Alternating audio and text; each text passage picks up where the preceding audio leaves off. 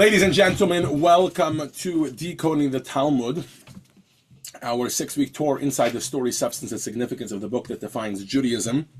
Before we begin today, allow me to begin with a small commercial. This coming Thursday evening and Friday will be Purim, and we have 3 Purim parties here at Chabad for your enjoyment and for your celebration. Whether you're watching the recording or whether you're here live, we want to invite you to join us. Purim is a very, very uplifted day from a spiritual perspective. I don't want to get into all the details now. It can be a whole class in and of itself. And in the past, I've given that class, which is about the spiritual nature of Purim and how somehow, specifically through being merry and enjoying and doing the mitzvahs, which just make us happy, we tap into a very, very high energy, the likes of which are even on par with Yom Kippur. Which is obviously in a very, very different spirit and a very, very different style. So I hope you will all join us for 1 or 2 or all 3 of these events. So on my left, you see Purim in the Palace. That's Thursday evening, and on March 13th at 7:15 p.m. At Chabad Pasadena, we will be reading the entire Megillah. We will re-outfit the entire Chabad to look like a palace, and I hope you will do the same for yourself. Put on some sort of palace costume. Menachem is dressing as a knight, and he's very excited about it. And Bina, of course, is a princess. And if you'd like to see them, or if you'd like to see what I dress up as, which I'm holding those cards close to my chest, I encourage you to join us Thursday evening for Purim in the Palace. Again, that's March 13th. Come in costume. All of these events are free of charge. You see the sponsorship options on the bottom, but all of these events are free of charge. On Friday afternoon, beginning at 3 o'clock, our parking lot transforms into a mega carnival. There will be a rock wall, which will reach 30, 40 feet into the sky that the kids can climb for the older kids. There will be go-karts. There will be mechanical animal rides for the younger kids. These kind of very cute. It's like these little, a little cow or a little sheep or a little horse. They kind of get on.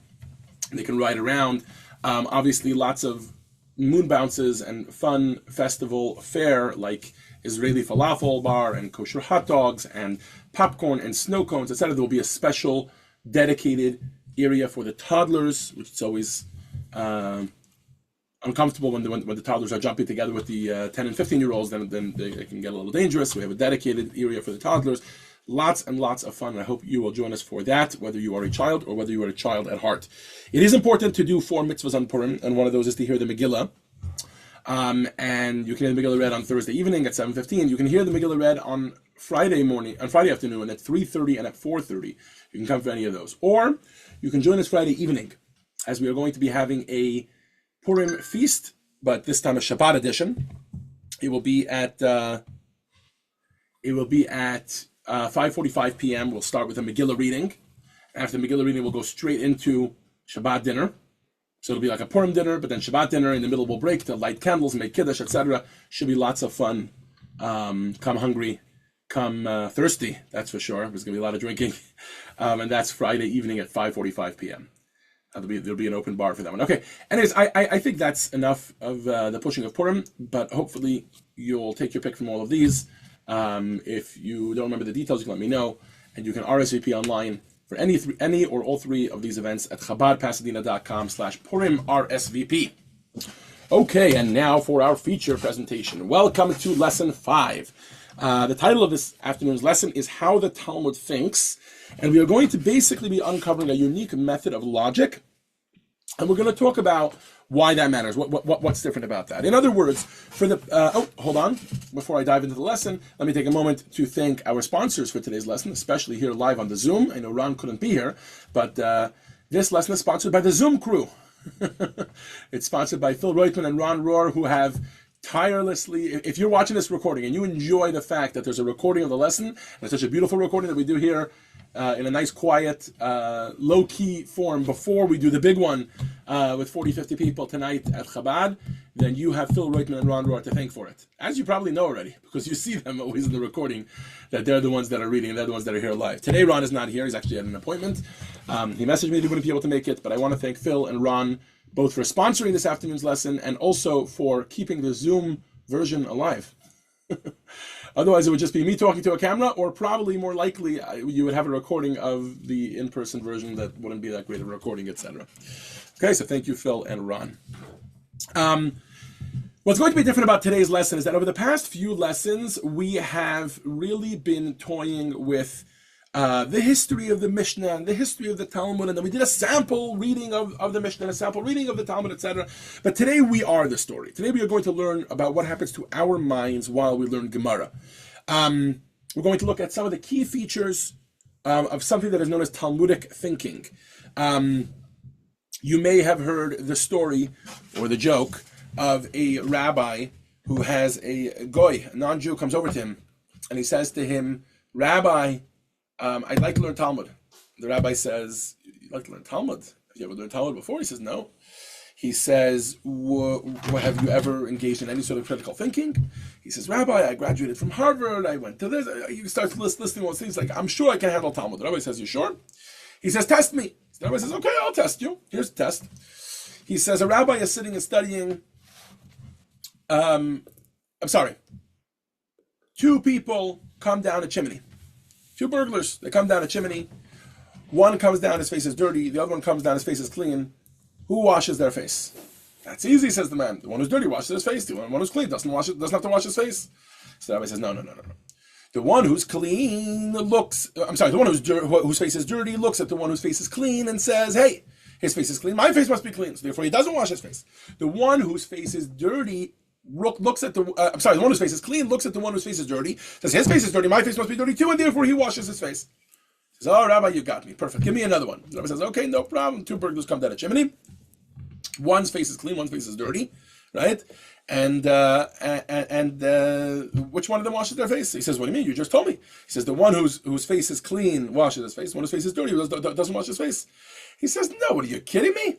He says, "The one whose face is dirty the one whose face is clean looks at the one whose face is dirty and says, 'Hey, my face must be dirty, but he's not washing his face. Why should I wash my face?'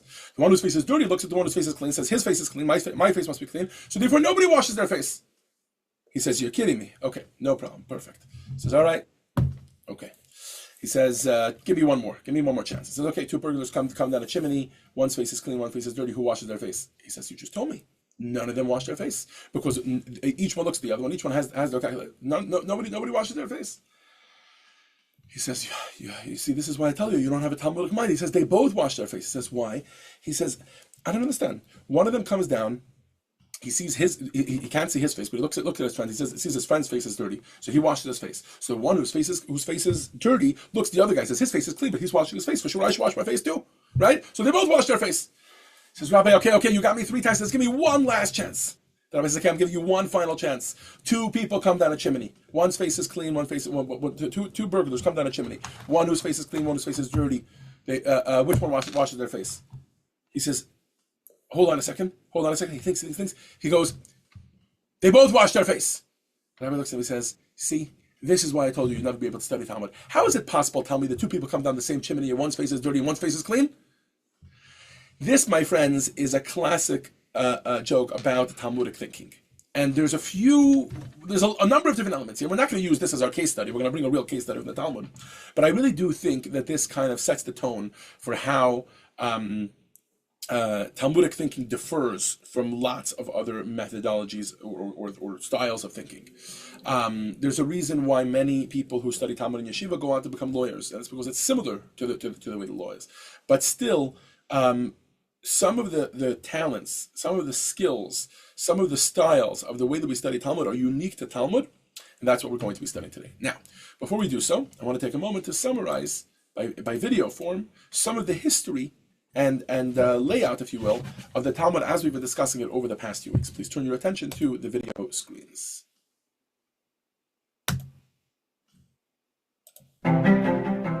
This is the Talmud. 63 tractates, 523 chapters, 2 million words.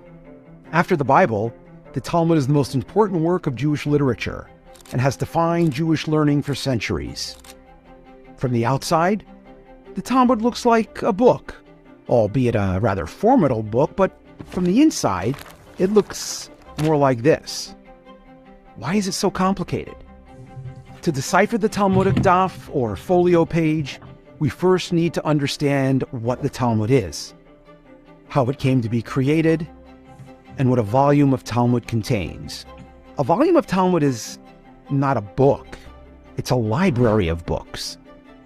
A typical volume of Talmud might include more than 100 works composed by hundreds of authors over a period of more than 1,800 years. Let's deconstruct the daf and then rebuild it layer by layer. The oldest part of the Talmud is the Mishnah. Compiled by Rabbi Yehuda HaNasi in the Holy Land more than 1,800 years ago, the Mishnah was the first officially transcribed record of Torah law, which up until that point had been handed down through the generations as an exclusively oral tradition. The Mishnah, however, is very concise, almost a shorthand. Over the next 300 years, many hundreds of Torah sages analyzed, discussed, and debated the teachings contained within the Mishnah, and these discussions became the Gemara, which together with the Mishnah constitute the Talmud. There are many pages of Gemara for each Mishnah, as these discussions often range far afield to include many additional teachings covering virtually every topic under the sun. The Gemara was completed in the beginning of the 6th century in Babylonia, written mostly in the Aramaic dialect that was the spoken language of the Jewish people at the time. Studying the Talmud is a challenging task. It requires knowledge of its often obscure terminology, being familiar with the many references to parallel Talmudic teachings, and an ability to follow the complex, multi-tiered arguments presented in its discussions. In fact, the Talmud presented on its own would be a closed book to all but the most advanced Talmud scholar. So over the centuries, hundreds of commentaries were written to decipher, explain, and discuss the Talmudic text. Some of these were published alongside the Talmud itself in recognition that they are indispensable to any attempt to properly understand the text.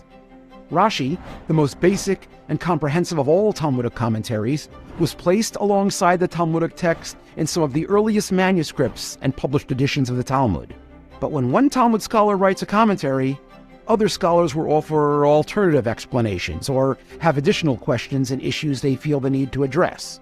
Flanking Rashi on the daf is Tosfot, which is actually an anthology of commentaries by dozens of sages, including a number of Rashi's disciples and descendants. The analytic and dialectic style of the Tosfot commentaries strongly influenced the manner in which Talmud has been studied over the centuries throughout Europe and beyond. Over the years, more elements were added to the daf to aid the student's navigation of the text. But there's a limit to how many commentaries a page can hold, even an oversized folio page of Talmud. So other major commentaries were added to the back pages of each tractate for ready reference, and many, many more. In addition, many more commentaries on the Talmud were published and continue to be published each year in separate volumes. Today, if you wish to research a complex issue, compare and contrast different opinions on a topic, trace back their sources, examine the issue's applications in multiple fields, you can open multiple windows on your screen and even hook up more screens to your computer.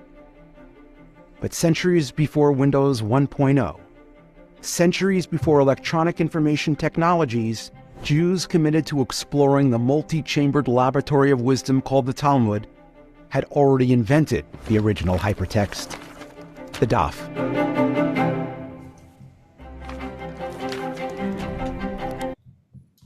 Okay, so I think we're ready to dive into the Talmud once again. We've done it quite a few times. Today we're going to be introducing a brand new sugya, one that we haven't studied before. But before we do so, I'm going to take some time to do a few things. Number one is I'm going to make a little bit of a disclaimer. I don't know if disclaimer is the right word. I'm going to issue a warning.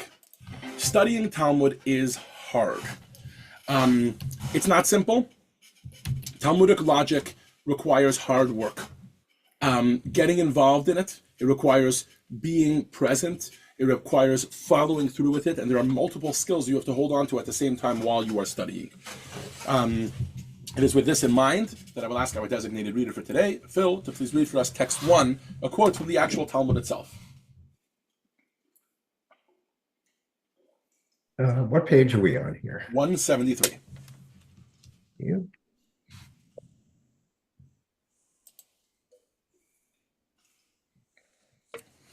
Rabbi Yitzchak said, if a person tells you, I toiled but did not find success, do not believe them. I did not toil but found success. Do not believe them. I toiled and I found success. Believe them. What Rabbi Yitzchak is telling us in this text is that the harder you work at something, the more you will find. In other words, if somebody tells you, I managed to achieve something monumental, and I didn't even work that hard at it, the very nature of it is that you shouldn't believe him. Why?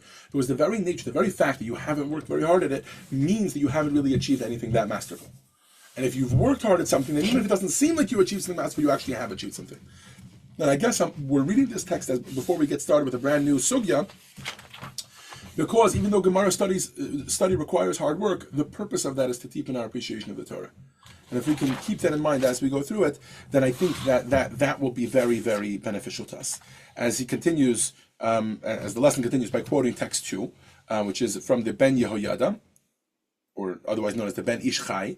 Phil, when you're ready, text 2, a closed book.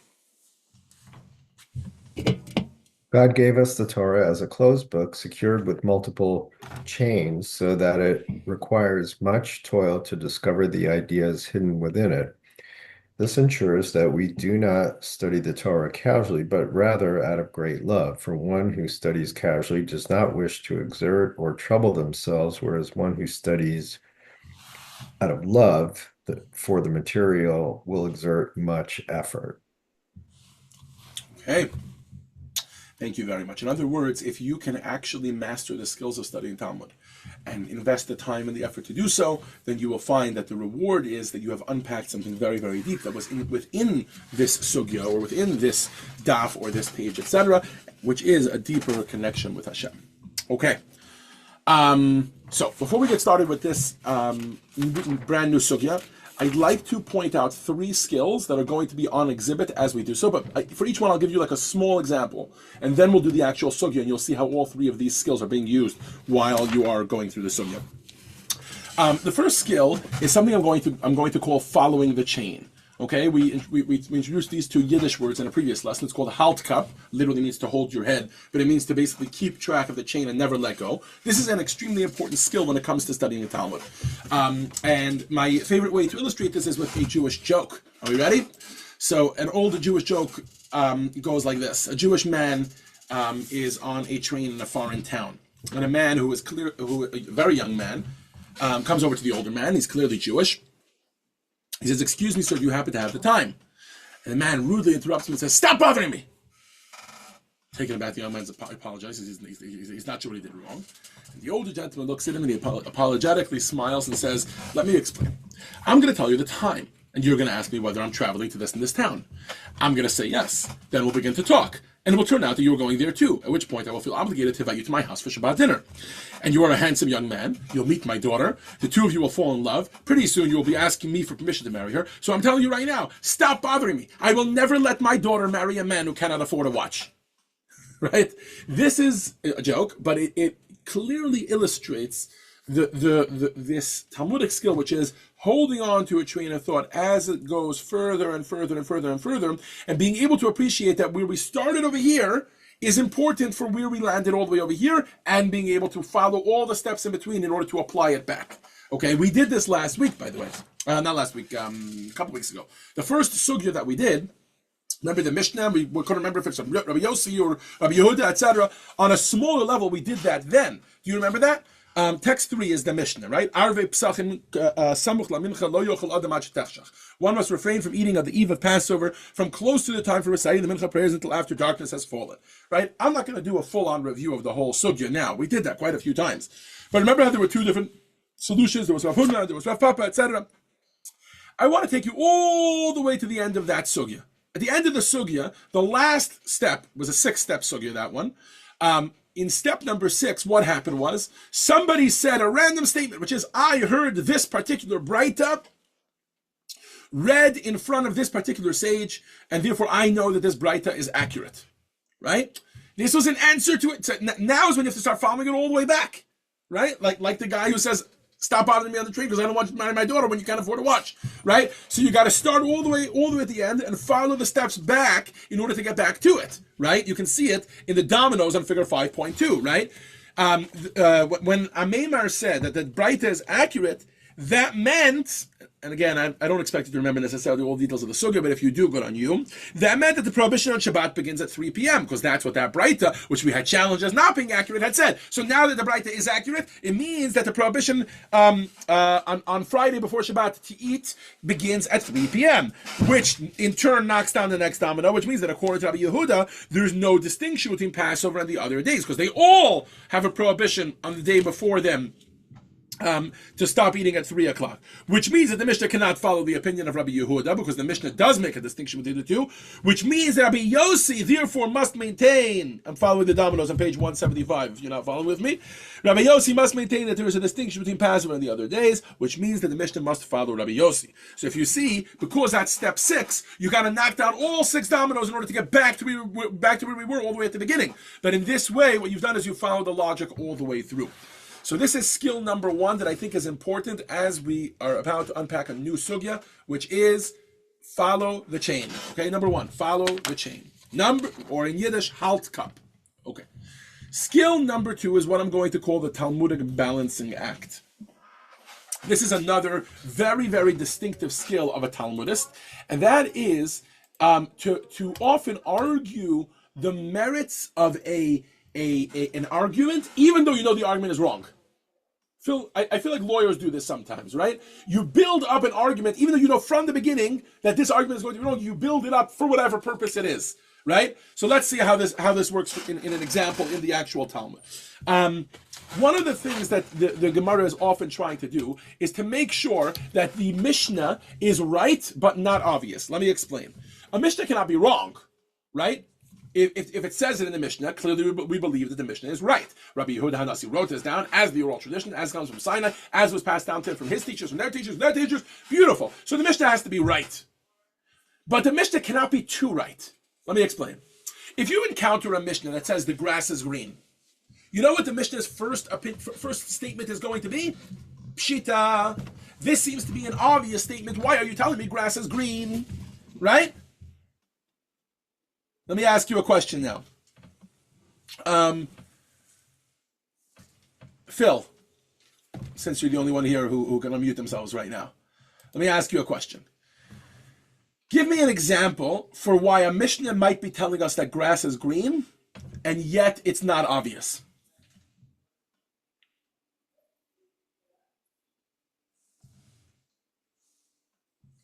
Maybe to promote further discussion, or No. You're telling me why.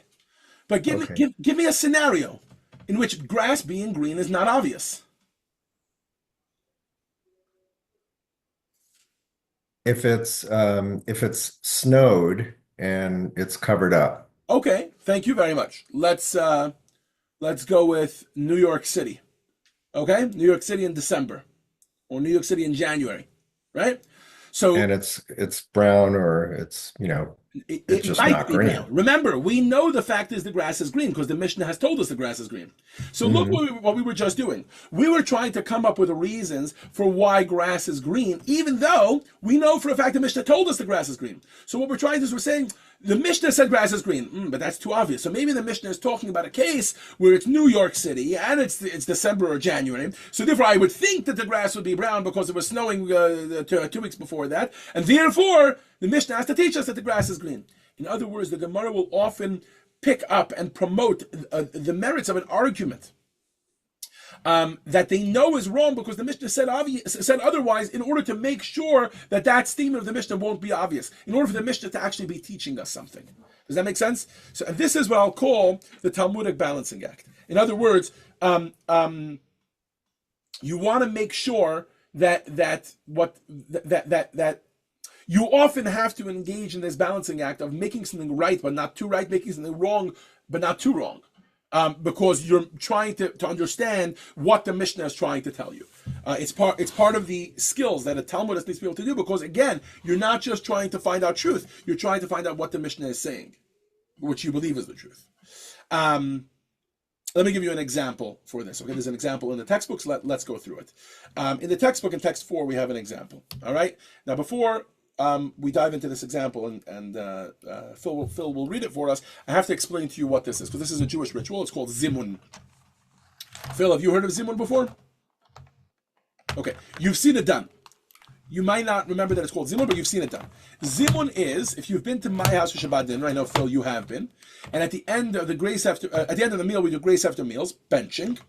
Before benching, if there are 3 Jewish men present at the meal, then you will do the call to benching. Do you remember this? Somebody will say, Rabbo Sai Mervel bench. One person is the leader, and everybody else is like the others that are answering to the leader. So they'll say Rabbo Sai Mervel bench, which means, gentlemen, we wish to praise God or to thank God for the food. And then everybody else will say, okay, praise be his name, etc. And then once you do the call to benching, then you actually bench. It's a ritualistic detail in praising God for food and thanking God for food. Beautiful. Now, the Mishnah in text 4 makes a statement, and then the Gemara is going to immediately ask, which is also part of text 4, the Gemara is going to ask us a question that this is obvious. Okay, and then the Gemara is going to present a scenario in which this law is not obvious. Phil, when you're ready, if you can read for us text 4. Again, it's going to be 3 steps. Step 1, a statement. Step 2, a challenge that's obvious. And step 3, a scenario in which it might not be obvious. Go ahead. We do not count a non-Jew toward a zimun for the blessing after a meal. This is obvious. What are we dealing with in this case? With a convert who has undergone circumcision, but who has not yet immersed himself in the mikveh. Okay, the Gemara has a problem. Have you noticed that? The problem is that the Mishnah is saying that a non-Jew is not part of a zimun. Right? But that's like saying a non-Jew is not obligated to put on tefillin. A non-Jew is not obligated to eat matzah on Passover. All rituals from the Torah perspective, besides for the 7 Noahide laws, which famously is the Jewish way or path for non-Jews to serve God, right? Other than that, there's no reason why a non-Jew should ever be obligated in any Jewish ritual, right? So the Gemara's challenge to the Mishnah is, you tell me that a non-Jew has no zimun obligation. To me, that seems obvious. I cannot imagine that the Mishnah would be making such an obvious statement that that's everything that the Mishnah wants to say. So therefore, the Gemara introduces a new scenario. Let's change the scenario a little bit. No, this is not talking about a regular non-Jew. This is talking about a non-Jew that's undergoing the process of conversion. It's a man. He's already had his circumcision, but he has not yet gone to mikveh. For those who are not familiar, these are 2 crucial steps in converting. A man must have a circumcision. Like, for example, today's day and age, most Americans are circumcised anywhere. A large percentage of Americans are circumcised anyways. So any converts that I've been involved in haven't really had a circumcision.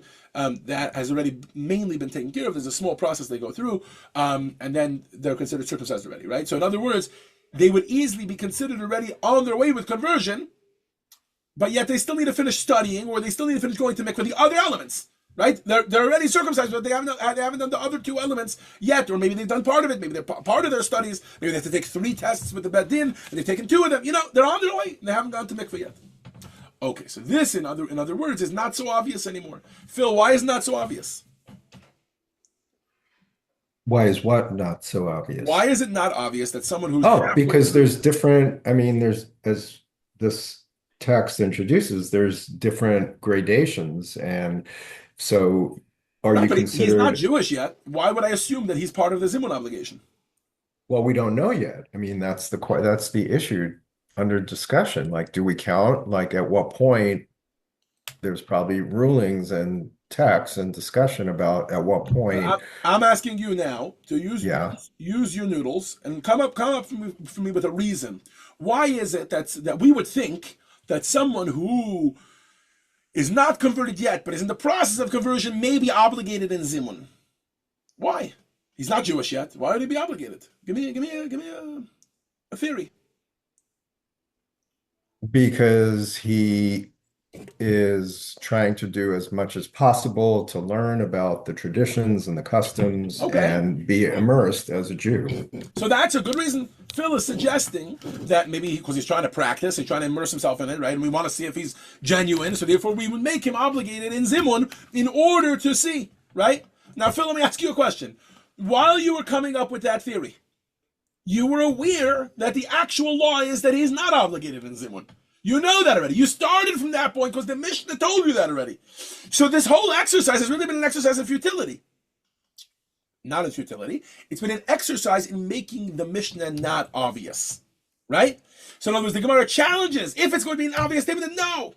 So therefore, you have to come up with the reasons for why it's not obvious. And all of this is all while you know that it is true. It is true that he's not obligated in zimun. In other words, the same idea of promoting the merits of an argument that you know to begin with are not true. Why is this necessary? What does this do for us? What this does for us is, while we're constructing arguments for something that we know is wrong, we begin to start to narrow the lens and the purview of the halacha to see where it does or doesn't apply. In other words, let's take this example, for example, of zimun. Along the way, you might learn more details about zimun and why zimun specifically needs to be done by a Jew and not by a non-Jew, etc. But you'll only learn that by trying to bring different examples and narrowing the case, comparing and contrasting all different sorts of examples, and narrowing the case. This is the case, or cases, or scope of cases in which it applies, and these are the ones that it doesn't. By doing that, what happens is the halacha becomes much sharper and much clearer about what the law is and what the law isn't. Okay? And this is the second type of skill that Talmudic study develops, and that is necessary for Talmudic study, which is the ability to understand the merits of your argument as well as the merits of an opposing argument. Whether they are your opponent, you're sitting across from somebody and your understanding is or whether it's just a mental opponent, two opinions in your own mind that are contrasting each other, you still need to be able to have both of them under very, very clear grasp. Okay. Skill number 3, and perhaps the most obvious of all, is to question everything. Anything that happens in the Mishnah, no matter what it is, is available to be questioned. You can question that it's obvious. You can question that you think it's wrong. You can question how many cases you think it applies in. You can question for more details. Everything has to be questioned. And in fact, very often you will see the Gemara question pushing one direction and then pushing the other direction. In other words, clearly contradicting itself. Did you think that it goes this way, or did you think that it goes that way? Right? You have a Mishnah that's in the center, and the Gemara says maybe we can push it a little bit to the right, without giving you an example. Just the idea. Maybe we can push a little bit to the right. Okay, you try to push it to the right, it doesn't work. Maybe we can push a little bit to the left. You try to push to the left, it doesn't work. Hold on a second. Whose side are you on, anyways? Right? Do you want it to go to the right, or do you want it to go to the left? Right? We don't want either. We want to understand both sides. We want to question everything in order to properly understand the Gemara. Okay. I think we're ready now for a sugya, for the brand new sugya for today. Now that we have these 3 skills, and you will see that all 3 of these skills will come under, or will come into use as we are going through this new sugya. Okay. This new sugya, I have good news and bad news. The bad news is it's longer than the last sugya we learned, okay? Longer and more complicated. The last one was 6 steps, and you had to be able to hold them all in your head as you were going through. This one is 12 steps. That's the bad news. The good news is it's not about eating the afternoon before Passover. It's about a case that many of you will relate to and that you will have feelings for, because it's something that happens today, even in today's day and age. Okay? It comes to us from an interesting tractate. One of the 63 tractates of the Talmud, used to be known as Nezikin. Nezikin means damages or torts. And it was kind of like a super tractate. It had 30 chapters, and at a certain point it was deemed oversized, and so they divided it into 3. You may have heard of these tractates. They are called Bava Kama, which literally just means the first gate. Bava Metzia, the middle gate, and Bava Batra, the last gate. Each one of them has different subtopics of Nezikin, which is just the general damages, and you can see them in figure 5.3 on your, in your textbook on page 179, or you can follow along on the screen with me. Bava Kama deals with torts and claims of damages. Bava Metzia deals with loans, bailments, found items, and employment contracts. Bava Batra deals with property rights, zoning regulations, and real estate transactions. Okay, so this is how they kind of divided it. Now, the sugya that we are going to discuss today is the first Mishnah in the 6th chapter of Bava Metzia. Okay, so remember, Bava Metzia discusses loans, bailments, found items, and employment contracts. This one is specifically about employment contracts. Okay, on the screen in front of you, or on page 179, you have text 5, which is the Mishnah. Elise, if you can read for us, please, the Mishnah Hasocher Es Ha'umnin, which, by the way, is one of the more commonly studied chapters for early Talmudists. In other words, 6th grade, 7th grade, in elementary, in middle school. So it's very possible the twins, for example, the Hanoka twins, are studying this chapter now. I don't know, but it is possible. Go ahead, Elise. Text 5. Laborer disputes. Okay, if one hired workers but they deceived each other, the parties have no claim of liability against each other. They merely have a right to complain. If one hired a donkey driver or a porter to fetch canopy posts or wedding funeral flutes, or workers to raise flax from the soaking pit, or any other task involving something that will be lost, if the task is not performed immediately and they cancel, the individual may hire replacement workers at their expense. Okay, thank you, Elise. Now, the first thing I want to do with you is divide the Mishnah. This is one of the first technical skills that you learn when you start learning Gemara. And that is, you have a Reisha and you have a Seifa. The Reisha is the first case. The Seifa is the second case. How do we notice that there's two cases here? Anybody? Because it's a new terminology. The first one is if one hired workers. The second one is if one hired a donkey driver. Right? It starts again with a new case and new details, etc. Okay, beautiful. The next thing the Gemara does, and this is the first line of Gemara immediately upon opening, is the Gemara makes a diuk. Does anybody remember what a diuk is? A diuk is an observation of a precise, nuanced language that the Mishnah is using. Okay? You can see it in the English, but you can also see it in the Hebrew. The second case, says the Gemara, is clearly talking about a cancellation. Why? Because the word cancel is used. In Hebrew, the word v'chazru. And they cancel, right? Then the individual may hire replacement workers at their expense. So, let me make this a modern example for you. Yes, not a donkey driver or a porter, etc. You're getting married, or you're marrying off a child, and you spend $10,000 on flowers. You plan it out with the florist, you have meetings in advance, etc. And the morning of the wedding, the florist calls you, and she's in a panic. My husband just collapsed. I need to go to the hospital. There's no way I can do it. And you say, don't you have workers that can do it for you? Well, I can't explain it to anybody. I'm not going to be able to do it. Forget it. I'm not coming. And in your head, you're like, okay. I mean, I'm kind of stuck, not sure what to do. You don't blame them. There's an emergency. It's happening to them just like it's happening to you, right? Or whatever. You're having your emergency. They're having their emergency. Obviously, they're not the same emergency. But you're kind of stuck. So the Mishnah basically tells us, go ahead, spend $15,000 on flowers for your wedding now, day of, right? Because we all know you can pay enough and eventually get it even last minute, right? And the original worker will have to, the original florist would have to pay for the new flowers at the new $15,000 rate. Yes? Everybody with me? Pretty straightforward case. What is the textual nuance that the Gemara says? Well, it says, I notice that in the second case, it says that they canceled. So, okay, let's see what the first case is. The first case a case of cancellation? Absolutely not. Take a look what happens. If one hired workers, but they deceived each other, right? So it could be that there was some sort of a cancellation here, but the cancellation was in a way of deception. The word deception is clearly used in the Mishnah. So that's the first thing the Gemara does. Let's separate the two cases. We have two separate things. One of them is deception, one of them is cancellation, and therefore we should never treat the Reisha and the Seifa, in other words, the first part of the Mishnah, and the second part of the Mishnah as the same. Cancellation happens. Deception means somebody is to blame, right? Cancellation is a florist who has a husband who just collapsed and now needs to be taken to the emergency room. That's not deception. It might be inconvenient. It might be a cancellation. You might be very sad about it, but it's not a cancellation. It's not a deception. It's a cancellation.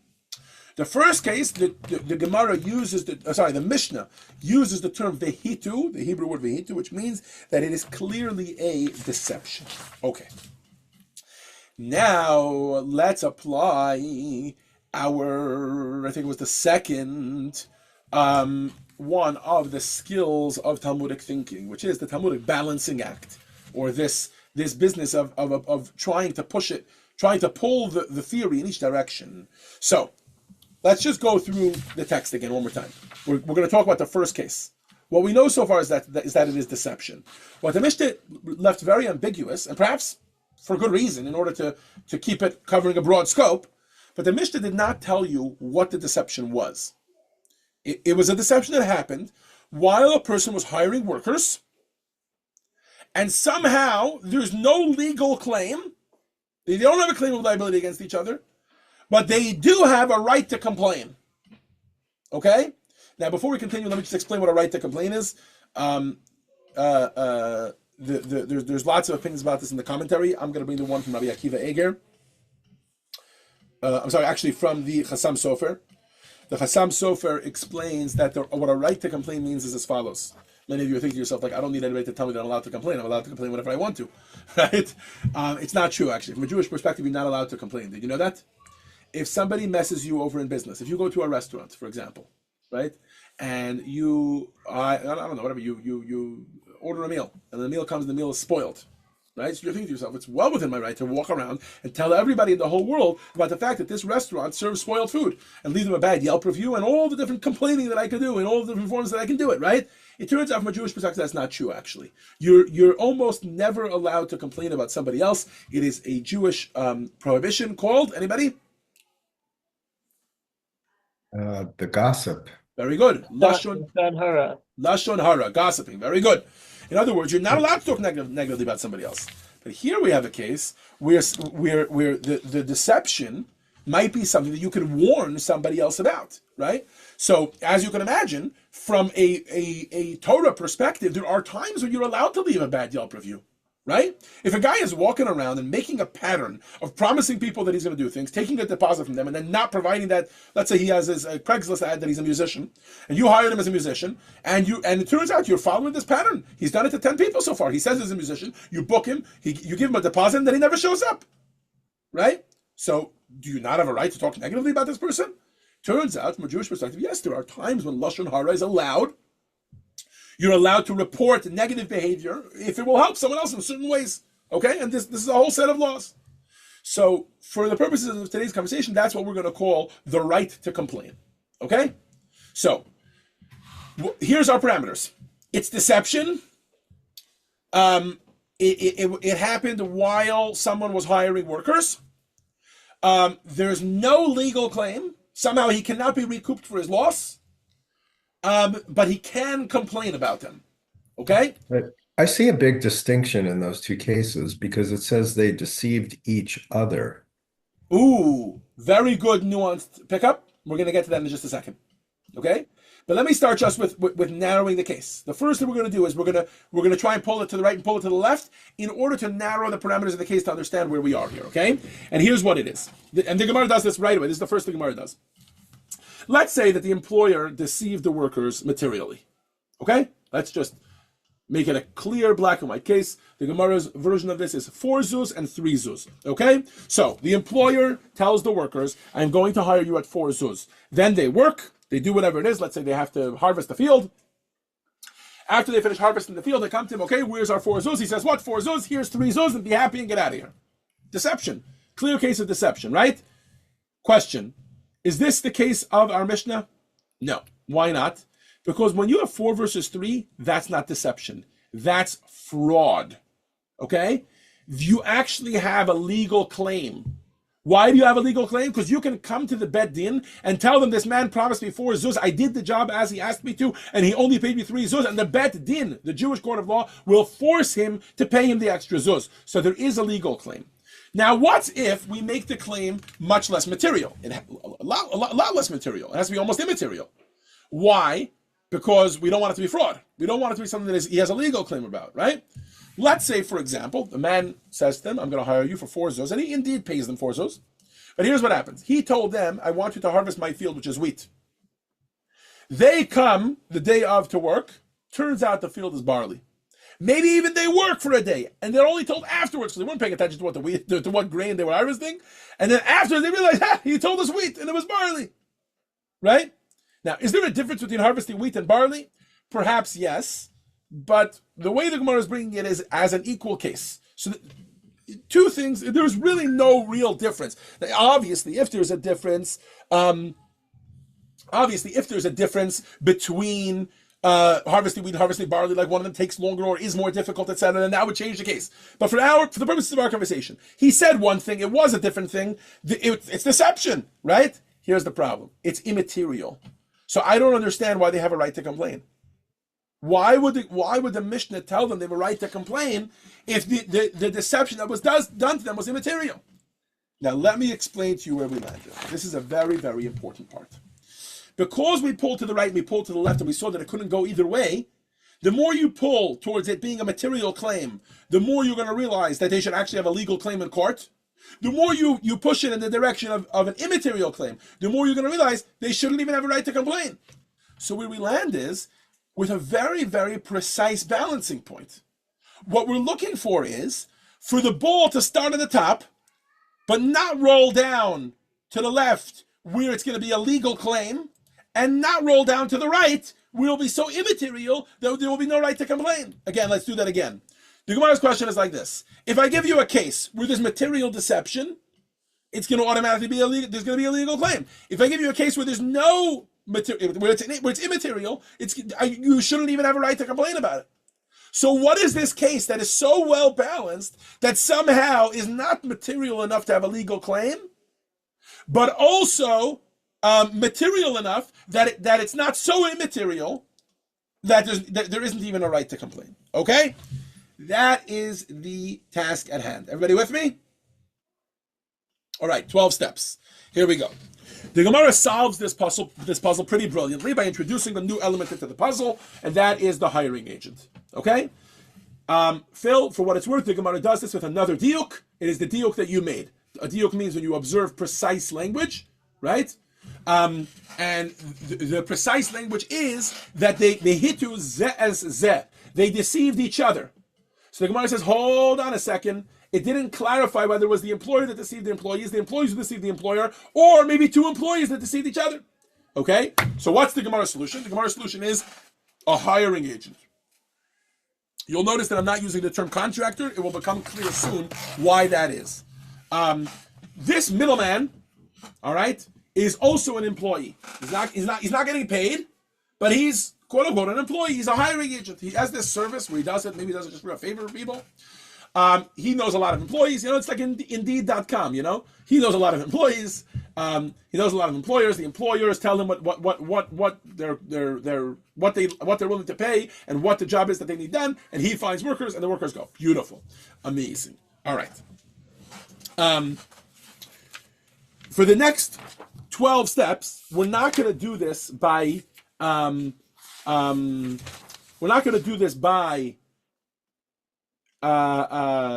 texts anymore or steps. We're going to do this by cases. Why? Because each case, as you're going to see, is going to be a new option for what the case can be. All right?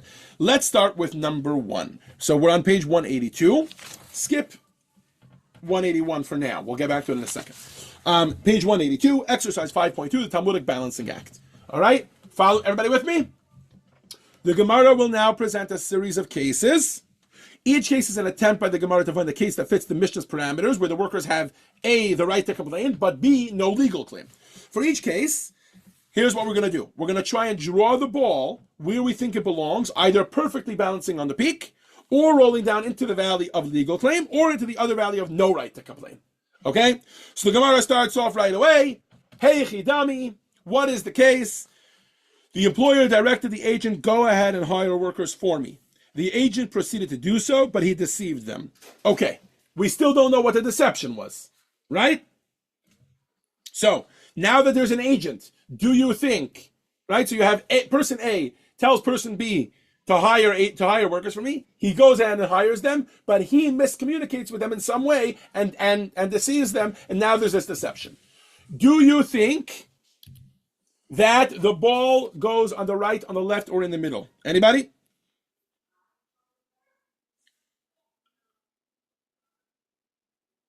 In the middle. In the middle. Okay, for now we're going to put it in the middle. Okay? But what the Gemara wants to know is what was the deception? All right? And that is case 1. Phil, can you read for us, please, page 183?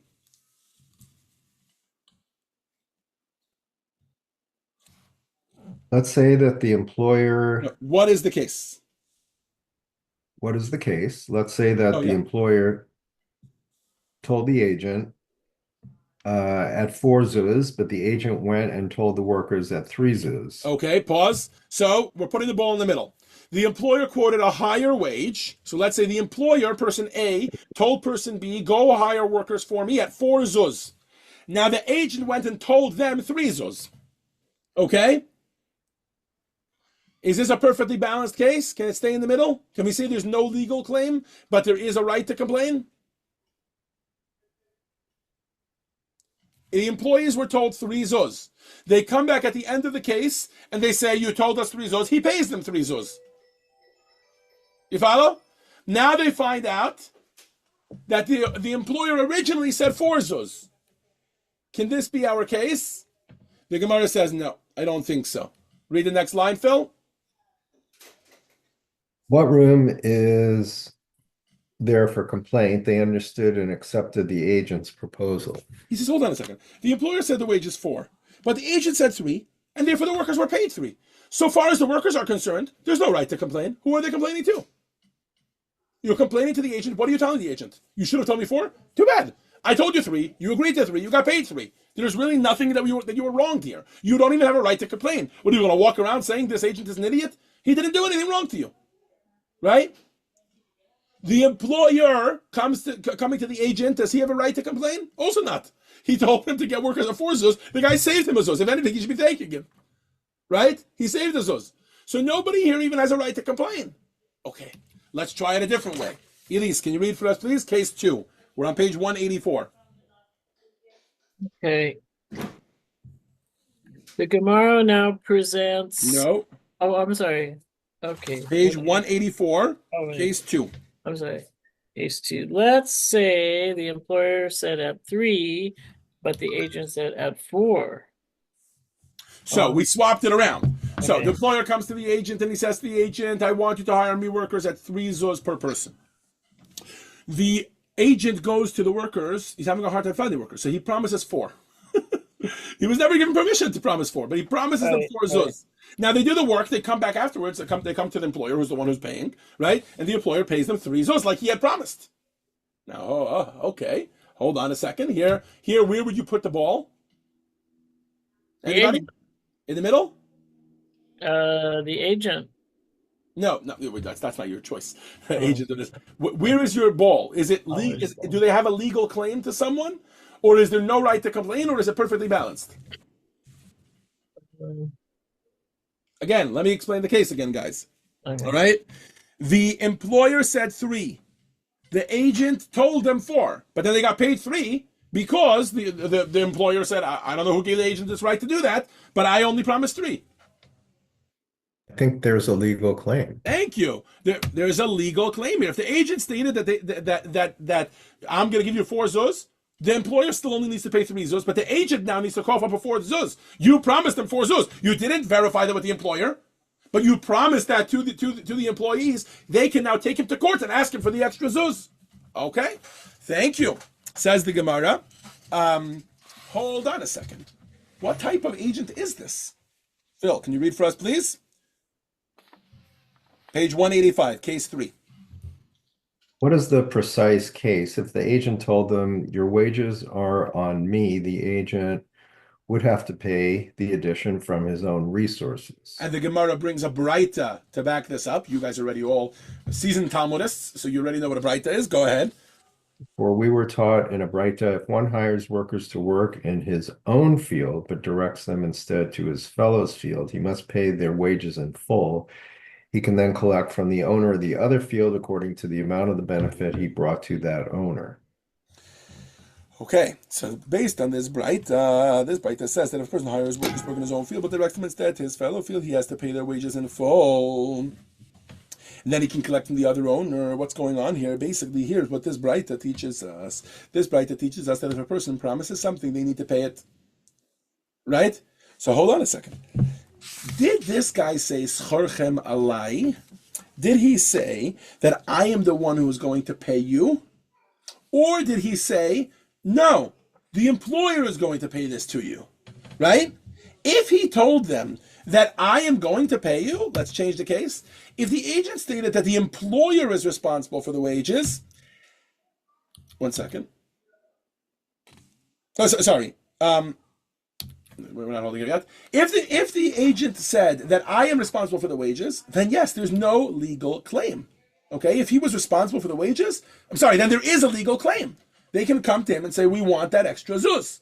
Okay, what if, though, the agent said, no, I'm not getting involved here with paying you. It's all the employer. I'm not even hiring you. The employer is hiring you. I'm simply an Indeed.com. That's what I am. I'm simply a website that makes matches between people, etc. And I want no responsibility because I make no money and I have nothing to do with anything. All I'm doing is I'm the go-between. So therefore, he has no responsibility. In other words, he came to the workers and he stated that the employer is responsible for the wages, and he told them that the employer is going to pay 4, right? But the employer never said he's going to pay 4. The employer only said he's going to pay 3.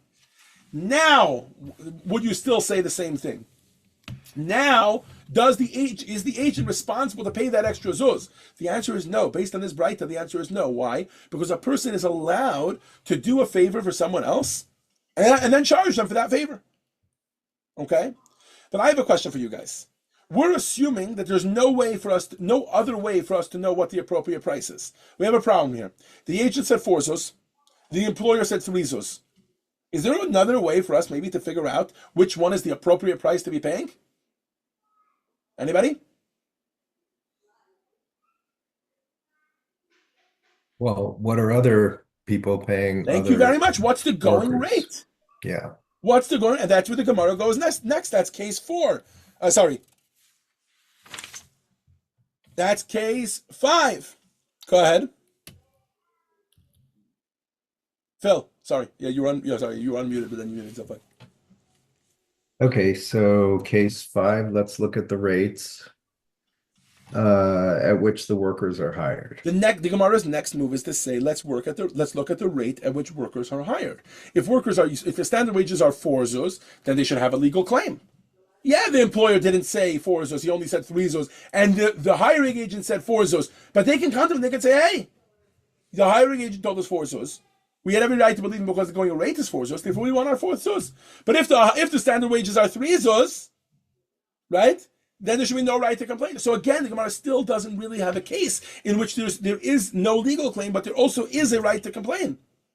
If you look at the standard wage, it's either 3 or 4, hiring agent or no hiring agent, right? If there's a discrepancy between the employer and the hiring agent, we will go based on what the standard wages are. And if the standard wages are met, then there's no right to complain. If the standard wages were not met, then there's no right to complain. Then not only is there a right to complain, but there's also a legal claim. Okay, beautiful. So the Gemara finally comes up with an in-between, and that is case number 6. Elise, if you can read it for us, please. And this is going to be our first one where the ball is going to balance in the middle, as you're going to see. Text 6. Okay, it would work in a locale where some are typically hired at a rate of 4 and others at 3. They could then tell the agent, if you had not offered us a rate of 4, we would have made more effort to be hired by someone else at a rate of 4. So here's what happened. It was one of these cities, not where there was no going rate. There was a going rate, but the going rate was somewhere between 3 and 4. Some workers are hired at 3 zuz, some workers are hired at 4 zuz. Okay? Now this hiring agent, now the employer said, I want to try to get cheap labor, the cheaper of the going rate. So I want 3 zuz. The hiring agent, like a chacham, goes out. Why do I say like a chacham? I say like a chacham means like a wisecrack. Why? Because if you're so wise, then what kind of hiring agent are you if you're going to quote a higher price? The whole point of being a good hiring agent is to get them at a good price, right? The employer said 3 zuz. The hiring agent goes out and says 4 zuz. Okay? Now the employees come back. They can't come to the hiring agent because the hiring agent made it very clear that the employer is going to want who's going to pay you. But they come back to the employer, and the employer says to them, I told the hiring agent only 3 zuz. I don't know why he told you 4 zuz, but here's the 3 zuz that I promised that I would give. And now they come to the hiring agent and they say, yes, it's true, we have no legal claim to you because we haven't been really screwed. In other words, we haven't lost any money. We've been paid for work that we've done. However, you deprived us of the ability of the free market. What does that mean? We were the type of people who were holding out for a 4 zuz job. You secured us a 4 zuz job, but it turns out it was really a 3 zuz job. You secured us a 3 zuz job and lied to us and told us it's a 4 zuz job. In this case, we finally have a case where they have no legal claim because they weren't really screwed. There's no real loss that they had. They weren't really messed over, right? You worked. The going rate on the lower end is 3 zuz, but that's a fair amount to be paid. And you did 3 zuz with the work. You got your 3 zuz. The only claim you have is to this hiring agent for why he spoke out of both sides of his mouth. Why did he say 4 zuz to you, thereby depriving you of the choice possibly to hold out for a 4 zuz job? This is going to be the first answer the Gemara has where it actually works. Okay, so the Gemara is not done. The Gemara says, Iba Yisema. Iba Yisema is what the Gemara says. It's the first words of case 7. Phil, if you can read it first, please. Iba Yisema is going to be our key words, if you will, that anytime we see them in the Gemara, it means another option is being suggested. Go ahead. An alternative suggestion, we're dealing with landowners who can tell the agent, if you had not offered us a rate of 4, we would have considered it. We would have considered it beneath our dignity to be hired. Says the Gemara, let's try and play with who these employees are, right? Why is the Gemara doing this? The Gemara is doing this because the Gemara wants the Mishnah to be true on a wider scope. Right now, the Mishnah is limited to only being true in a city where the going rate is 3 and 4 and flip-flopping between the two. But I guess that wasn't common. In the times of the Gemara, in most cities, there was kind of like a standardized wage, 3 zuz, 4 zuz, whatever, just like it is today, by the way, right? There is a standardized wage. For example, in America, for example, use the term minimum wage, right? And then there's minimum wage workers, and then there's paying them a little bit above minimum wage in order to get competitive, right? So the same thing is true here in the Talmud. It says the Talmud, the Gemara brings up a case. Here's the case. Let's go back to the standard wage being 3. Okay? Now, the hiring agent, the employer said, I'm willing to pay 3. The agent came out and said, the employer is going to pay you 4. What happened when he did that, because their standard wage is 3, is he attracted other people to work for him. Who are these other people? They're landowners. They're not laborers. And they say, we usually don't go out and harvest fields. We have that skill, but we don't usually do that for other people. In Yiddish, we call it Besed Menschen. They're from the better people. They don't need to lower themselves to doing the dirty work. But then they heard that somebody is advertising, some idiot is advertising at a quarter above the standard wage. No problem. I'm happy to make a quick buck at somebody else's expense. So they came down off their high horse and they did the work, even though they usually don't do this kind of work. But they only did it because they were going to be paid 4 zuz. But it turns out they were lied to. They were deceived. They were never going to be paid 4 zuz. The employer always said that he's only going to pay 3 zuz. So this is our second case where the ball balances perfectly at the top. It doesn't fall down to a legal claim because the employer never promised him 4 zuz. He only ever promised 3 zuz. Right? The landowners cannot really say that they were messed over. They were paid the going rate, the actual going rate of 3 zuz. Their claim is we wouldn't have done work that we don't usually do because we thought this guy's paying more than the standard going rate. Okay, so that's the second case.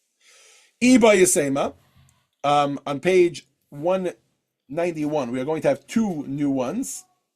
But basically, it involves a little bit of an introduction. What is this introduction? Go ahead. Phil, I think we're holding.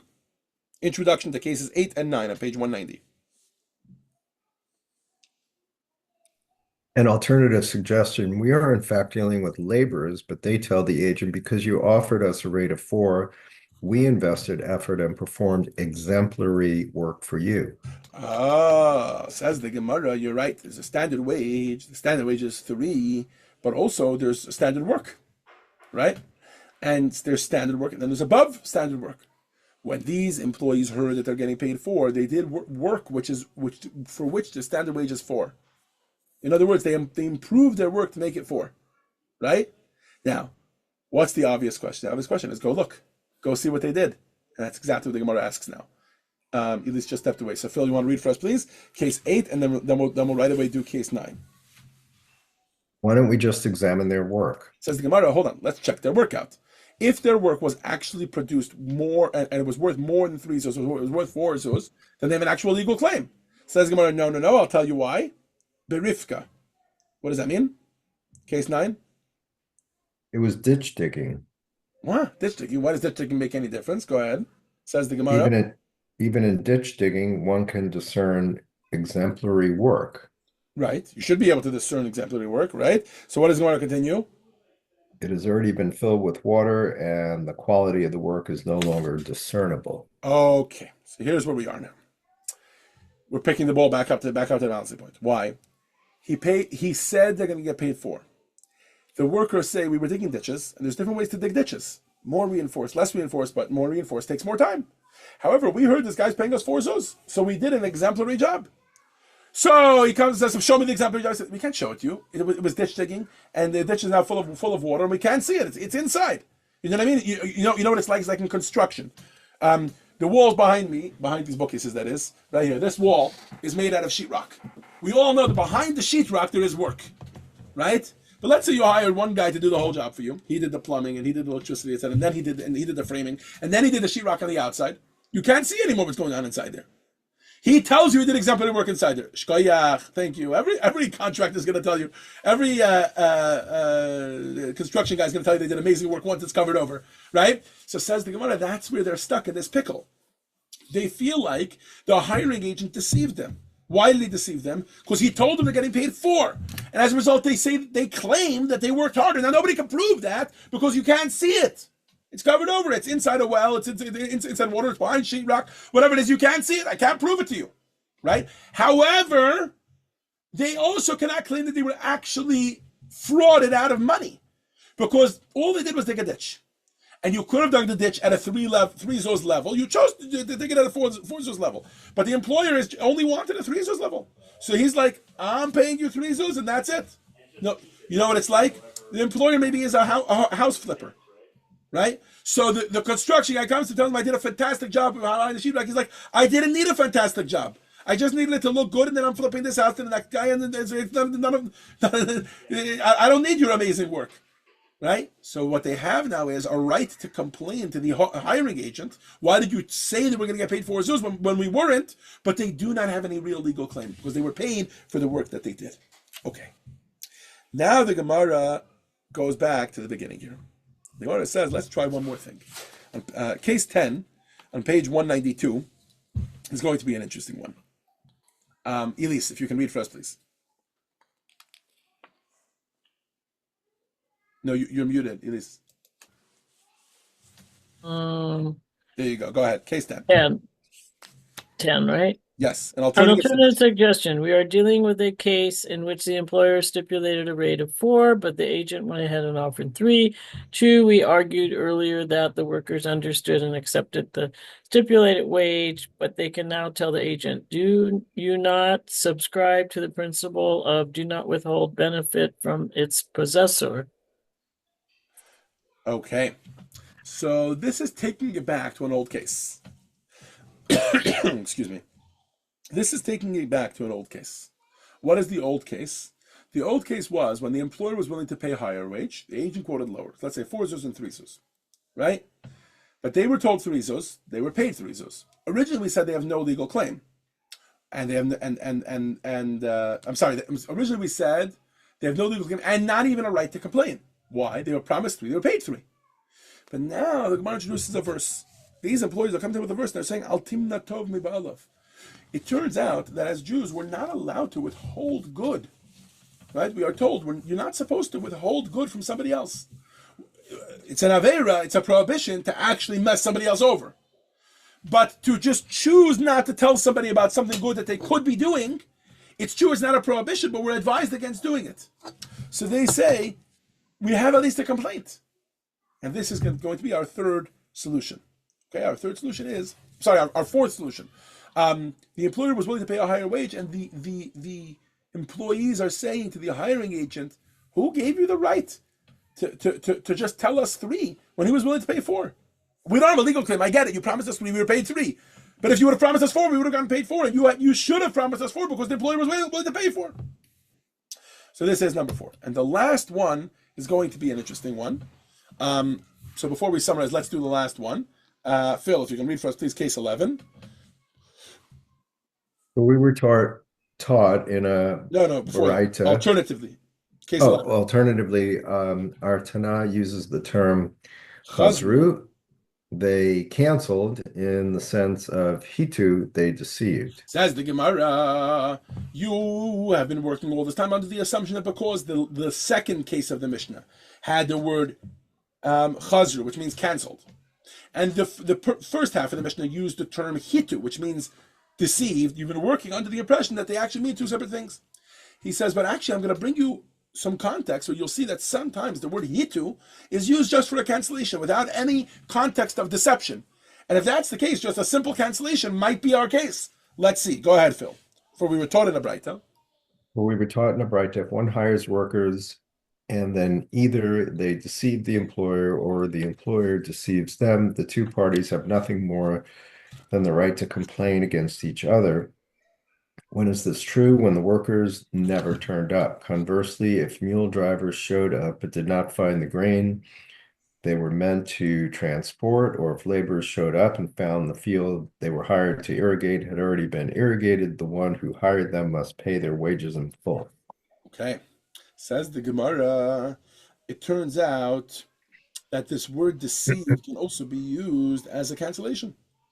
For example, somebody hires a florist, and the florist cancels on them, and they're not deceiving them. They called them up, informed them, and canceled on them. But they canceled so last second that now he has to find new people at a higher wage, right? So in this case, it's the other person that's being deceived, right? So the employer hired employees at whatever wage, it doesn't make a difference, 3, 4, whatever it was, and they canceled on him, which is granted is a strange translation of the word hitu, because we thought hitu means deceived. That's how we started this whole conversation. But now the Gemara brought proof that sometimes hitu can actually mean just canceled. And if they canceled on him, do they have a legal claim against? Does he have a legal claim against them? No, not really. There's no legal claim against somebody who just cancels on you, right? But what you do have is a right to complain. You can complain to him that he canceled, right? You found new employees, you moved along, etc. But it was stress. It was annoying, right? You don't have a legal claim against him, but you do have a right to complain about him that he was an irresponsible laborer, an irresponsible employee that didn't show up when the time comes. So to summarize, we had 4 different solutions. In which case it would be not fraud. In other words, it would not be a legal claim, but there would also be a right to complain. At least they will have been wrong so as to have a right to complain. The first case is a case where the employer said 3, but the agent said 4, right? And we're talking about a city here where there's no fixed wage, so the workers have no legal claim, right? They were told 3. They were told 4, but they were promised, they were paid 3, which is the going rate. So, but they do have the right to complain because they were led to believe that they would receive 4. Okay. The second case where they would have a legal claim, they would not have a legal claim, but they would have a right to complain, is in a city where the fixed wage is 3 again. And I'm sorry, the opposite. In this case, the fixed wage is 3. Last time there was no fixed wage. Here there is a fixed wage. Fixed wage is 3, and the employer told them 3, but the agent for some reason said 4. And their right to complain comes because they usually do not do this kind of work. They're actually landowners. But because of the inflated wage, that extra incentive, therefore they did it. So they have a right to complain, but again, no legal claim because he paid them the standard rate. The third case is the fixed wage is still 3, right? And the employer only promised 3, but because the hiring agent said 4, the workers went out and invested extra effort to do 4 zuz wage worth. However, there's no way for them to show it. It's behind concrete. It's behind the sheetrock. It's under a ditch of water, whatever it is. So in this case, they have a right to complain to the hiring agent because they worked harder because they thought they were getting paid 4, but they don't really have a legal claim because they were paid the fixed wage. Okay, and finally, based on the verse, right? Al timna tov mi ba'alav. Never withhold good from somebody else. In this case, the employer quoted 4, but the hiring agent just decided to be cheap. He's like, I can get them at 3, so he only put out the notice for 3. And then when the workers came to get paid, they only got paid 3, and they're like, hey, dude, we didn't know the employer was willing to pay 4, and now that we know the employer was willing to pay 4, you've actually caused us not to get extra benefit, which we would have gotten. Okay, let me explain what's been going on. What's been going on here all along as we've been going through this whole thing. Sorry, we did this one already. Yeah. Let me explain what's been going on here all along. As we've been going through this piece of Gemara, here's what happens. Every time a new case is introduced, think of, for example, when the Gemara said that we're talking about ditch diggers. You now have to take that ditch digger, this answer that they're talking about ditch diggers, and you have to take it back 10 steps in order to understand how it applies to our case. Why? Because you have to say, number one, they're ditch diggers. Okay, so therefore what? Oh, you can't see their work. Okay, so it's good work. Therefore, because they did better work, therefore they feel what? They feel like they were messed over, they were deceived from an extra zuz that they could have gotten, and because they worked harder for it. And you have to take it all the way back to see, is this the case where it's following the perfect balance of there's no legal claim, but there is a right to complain. And each time, as you come all the way back, following all the steps backwards, like the guy who's following the steps backwards about whether he wants this guy to marry his daughter or not, you have to follow all the steps backwards in order to see whether this actually solves our Mishnah or not. This is what I mean by question everything. That was one of the skills that we learned. This is what I mean by halt cup, that as you go through a piece of Gemara, you have to actually be able to follow the whole string of logic. And finally, number three, this is what I mean by present both sides of the argument. You've seen over and over again how the Gemara presented one side of the argument. In other words, at a certain point, you would think to yourself, whose side do you want? Do you want it to be a legal claim? Are you on the employer side? Or are you on the employee side? The Gemara keeps going back and forth to see. No, in this case, the employer was the one who was deceived. In this case, the employees were the ones who were deceived, because the Mishnah didn't specify. In this case, it was the hiring agent who was the deceiver, right? But we're questioning it from all sides because we're not really interested. We don't really have an incentive to make it one way or another. We want to question everything from all sides until we get to the truth. Okay? And that's some of the things that are happening here while we are studying Gemara. Now, right about now, I'd imagine there are some of you who'd be like, what? What is the purpose of all this?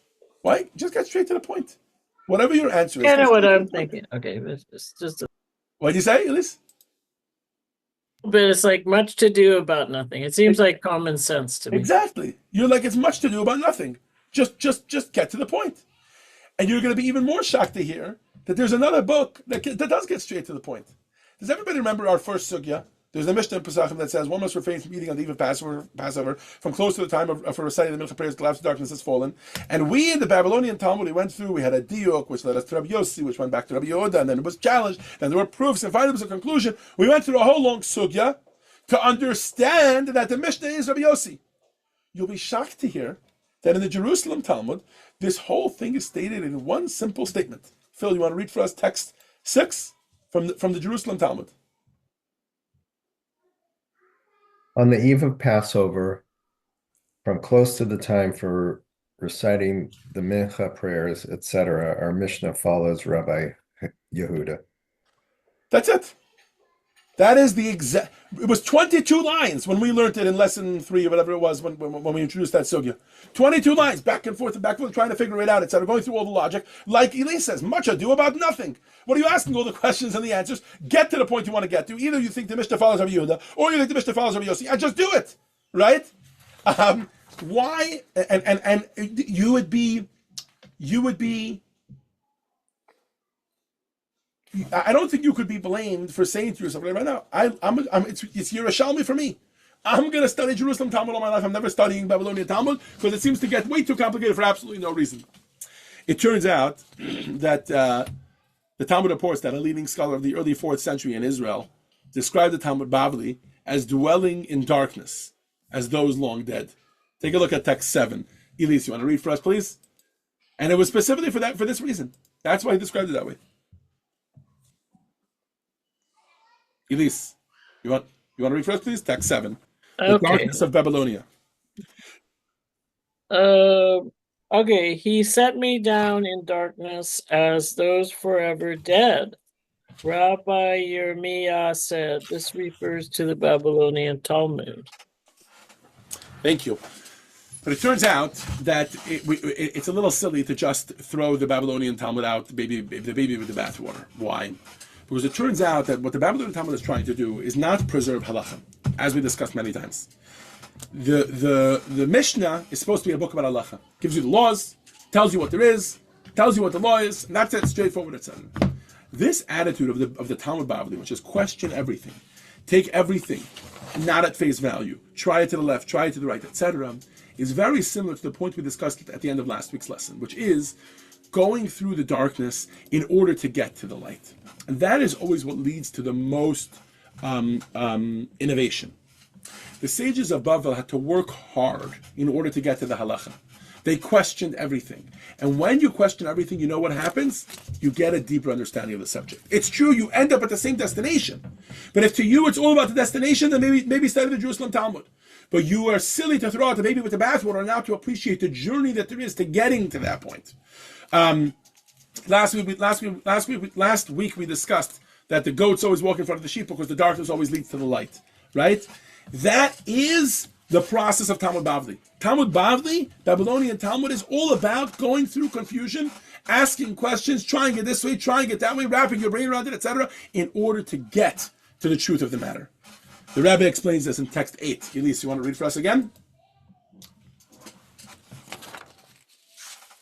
The Babylonian Talmud is composed of questions and complicated analysis which seem to conceal and obscure the Torah's intellectual light.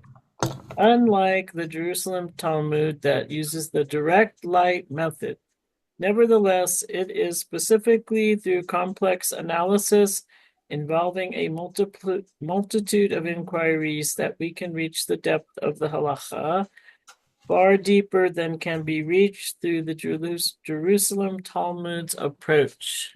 And this experience of learning Gemara, specifically the Babylonian Talmud way, can be seen as a metaphor for the experience of Jewish history.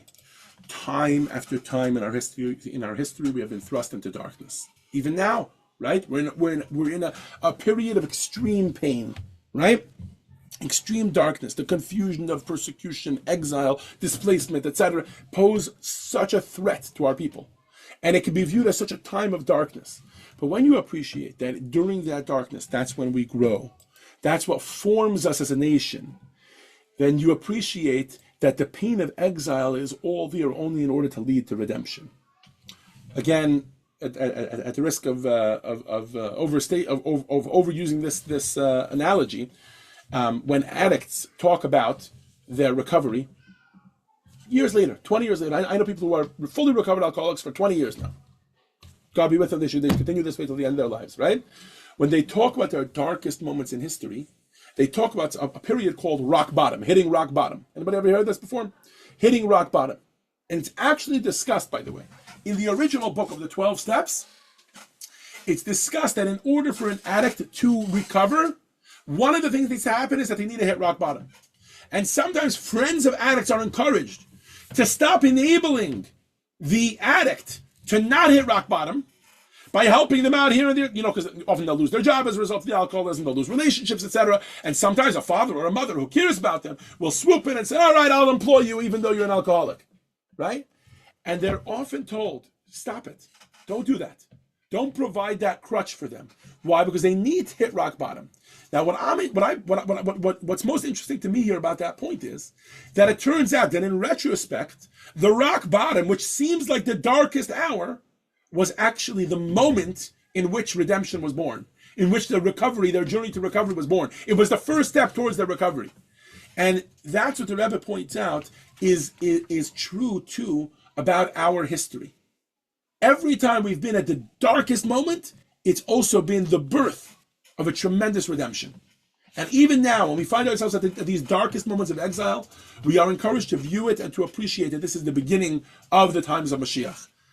Phil, if you can read for us, please, text 9. Exile leads to redemption. Yeah, I'm going to have to jump off Yeah, in a minute. that's okay. I think. This last text. Through the process of exile, the Jewish people will be elevated to an even greater height than the spiritual height they experienced during the formal temporal eras. It is therefore understood that this final descent is the beginning of and a part of the imminent ascent. Thank you very much. Yerida tzorech aliyah. This deep descent is like somebody bending down in order to jump higher. With this, we'll conclude today's lesson. Please turn your attention to the video screens for a summary of today's lesson. Lesson 5. How the Talmud Thinks. 1. The Talmud has its own unique logic system that can only be mastered by experiencing the study of Talmud. This system has shaped Jewish thinking and culture throughout the world. 2. A hallmark of Talmudic thinking is the skill of halt and cup, keeping track of a line of argument when the Talmud jumps between premises due to unstated logical steps. 3. Talmudic analysis values nuanced arguments that are correct, yet not immediately obvious, allowing students to explore deeper layers of halachic understanding. 4. Talmud study trains students to carefully consider arguments against the views they hold, thereby enhancing the comprehension of the halachic principles involved. 5. The Jerusalem Talmud offers straightforward answers, contrasting with the Babylonian Talmud's complex, debate-driven approach. 6. The Babylonian Talmud's detailed questioning process is likened to battling through darkness to find light. The experience of studying Talmud teaches us to turn challenges into opportunities for deeper understanding and spiritual growth.